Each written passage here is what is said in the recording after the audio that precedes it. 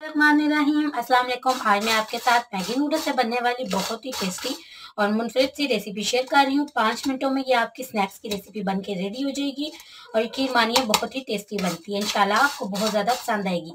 इसके लिए मैंने चूल्हे पे पैन रखा है, फ्लेम लो रखा है और इसमें मैंने एक पैकेट मैगी नूडल्स का डाल दिया है। इसे हम तब तक पकाएंगे जब तक ये लाइट ब्राउन ना हो जाए।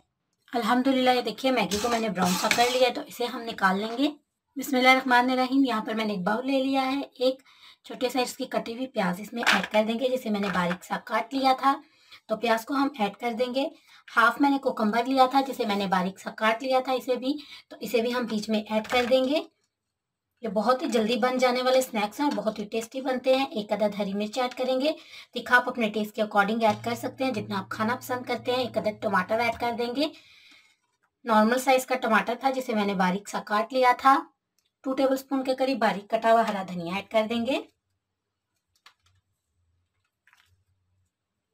मैगी मसाले का जो साशे वाला पैकेट होता है, जो इसके साथ होता है, उसे ऐड कर देंगे खोलकर। 1 टेबलस्पून हम केचप ऐड कर देंगे। 1 टीस्पून नमक ऐड कर देंगे। आप नमक अपने टेस्ट के अकॉर्डिंग ऐड कीजिएगा। हाफ टी स्पून लाल मिर्ची का पाउडर ऐड कर देंगे।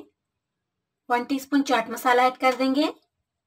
2 टेबलस्पून के करीब मैं इसमें पीनट ऐड कर दूंगी। ये भुनी हुई पीनट है, इसे मैंने थोड़ा सा मसल लिया था। 2 टेबलस्पून के करीब हम ऐड करेंगे, इससे बहुत अच्छा फ्लेवर और टेस्ट आएगा। और इसके अलावा जो हमने मैगी भून के रखी थी, आप उसे हम बीच में ऐड कर देंगे।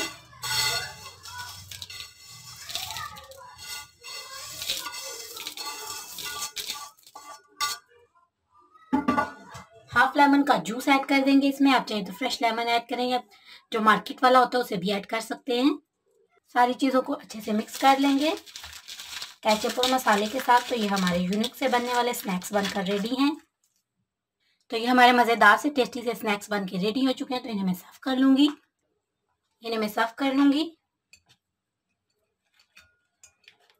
छोटी मोटी भूख में या जब आपका कुछ चटपटा खाने का दिल करे, तो आप इन स्नैक्स को ज़रूर से ट्राई कीजिएगा। ये बहुत ही टेस्टी और मज़े के बनते हैं। इंशाल्लाह आपको ज़रूर पसंद आएंगे। और अगर आपको ये रेसिपी अच्छी लगती है तो प्लीज़ एक लाइक, शेयर, कमेंट और चैनल को सब्सक्राइब करना ना भूलिएगा। और रेसिपी को ट्राई करने के बाद आगे ज़्यादा से ज़्यादा ज़रूर शेयर कीजिएगा। उम्मीद है कि आपको ये यूनिक से और टेस्टी से बनने वाले स्नैक्स की रेसिपी, झटपट बनने वाले स्नैक्स की रेसिपी बहुत ही पसंद आएगी। तो ज़रूर से ट्राई कीजिएगा। अपना और अपने प्यारों का बहुत सारा ख्याल रखिएगा। तो हमें याद रखिएगा। अल्लाह हाफिज़।